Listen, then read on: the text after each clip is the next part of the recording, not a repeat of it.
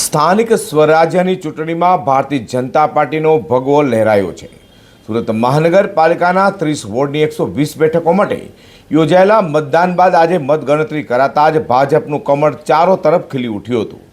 એકાદ બે વોર્ડ બાદ કરતા સમગ્ર શહેરમાં ભાજપના ઉમેદવારોની ભવ્ય જીત થતા ભાજપીઓમાં આજે ખરેખર ખુશી વ્યાપી જવા પામી હતી। વિજય સરઘસ પણ કાઢ્યા છે। સુરતમાં ભારતીય જનતા પાર્ટીએ ગઢ જાળવી રાખ્યું છે।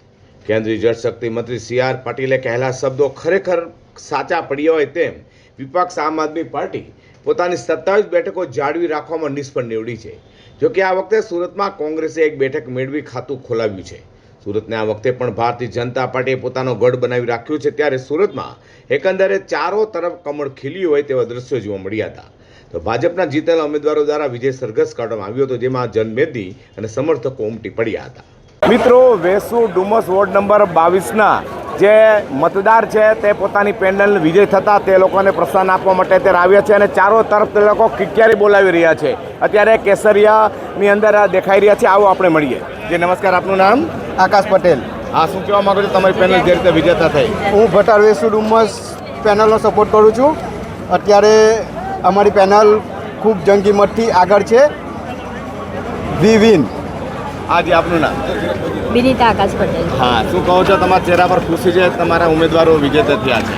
બહુ જ ખુશી છે અને આવતા દર વર્ષે ભાજપ જ વિન થાય એવી આશા રાખું। હાજી, હું દીપેશભાઈની ગાડી બોલું છું, વિજેતા પટેલ, વોર્ડ નંબર 22। હા, જે રીતે વિજય થયો છે શું કહો?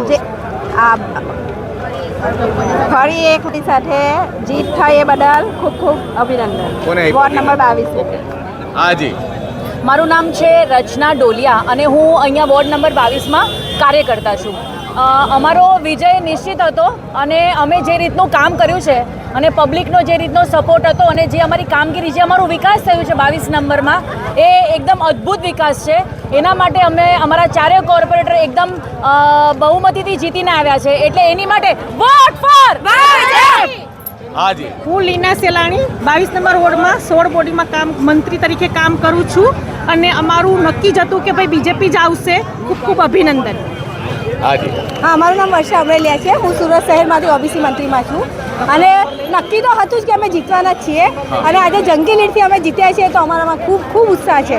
મિત્રો, આજે વોર્ડ નંબર 22ના પોતાના ચાર ઉમેદવારો ભાજપના વિન થતા ચારો તરફ લોકો કિક્યારી બોલાવી રહ્યા છે। પ્રકાશ વાળા કેમેરા વિજય મકવાણા સાથે સુરત।